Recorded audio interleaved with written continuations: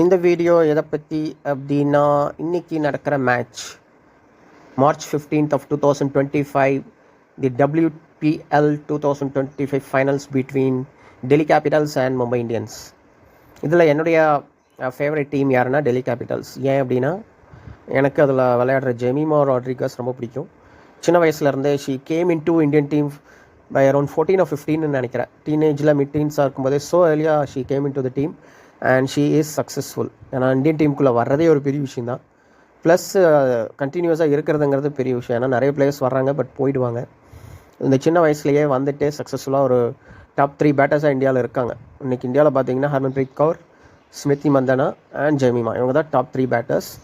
And of course new batters like Richa Ghosh is also becoming a sensation. So இவங்க top 4ன்னு சொல்லலாம்.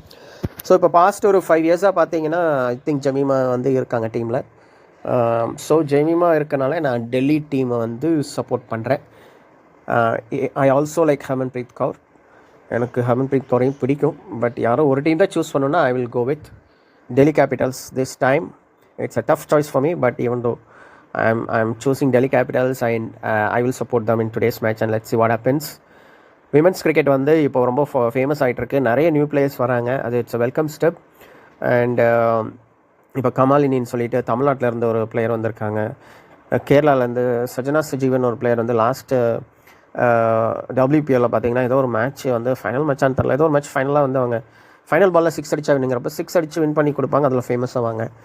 So இந்த மாதிரி வந்து நிறைய சக்ஸஸ் ஸ்டோரிஸ் வந்து WPL கொடுக்குறனால எனக்கு WPL பிடிக்குது. And it's also a tool for women empowerment in India. விமனுக்கு வந்து ஸ்போர்ட்ஸில் அதர் தேன் சானியா மிர்சா ஒரு ஹியூஜ் சக்ஸஸ் வந்து நம்ம ரீசெண்டாக பார்க்க முடியல. அதில் வந்து இப்போது ஒரு ரீசெண்டாக வந்து நல்ல ஒரு கெரியர் க்ரோத்துக்கு இப்போ நிறைய இந்தியன் பிளேயர்ஸோடைய நேம்ஸ் பார்க்குறோம்.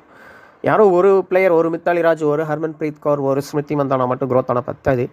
நிறைய நியூ பிளேயர்ஸ் வந்து வரணும். நிறைய பேருக்கு வாய்ப்பு கிடைக்கணும். லைக் கமாலினி இப்போ கிடைச்ச மாதிரி, சஜனா சஜீவன் கிடைச்ச மாதிரி நிறைய பிளேயர்ஸ்க்கு வாய்ப்பு கிடைக்கணும். இப்போ Richa Ghosh is becoming a sensation. Jemimah Rodrigues வந்து இப்போ டாப் 4 பேட்டர்ஸ்குள்ளே வந்துடுறாங்க இந்தியன் டீமில். ஸோ இப்போ WPL மூலமாக பார்த்தீங்கன்னா குறைஞ்சது ஒரு 10 to 20 நியூ இந்தியன் டேலண்ட் வந்திருக்காங்க. எல்லாருமே நல்லா தான் விளையாடுறாங்க. 6 ஹிட்டிங் அபிலிட்டி இருக்குது.